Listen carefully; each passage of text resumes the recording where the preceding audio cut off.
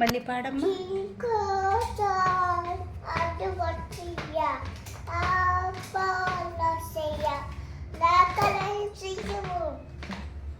దీనుడా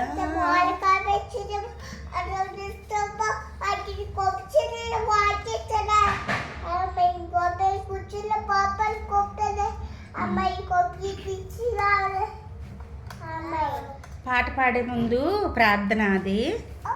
okay okay, పాడు పాడు పాడు మరి పాడే. దీనుడా అది భలే పాడతావు కదా బాబు నువ్వు. ఎందుకు నువ్వు పాడతావు కదా. దీనుడా పాట అయితే తమ్ముడితో పాడిస్తాను. దీనుడా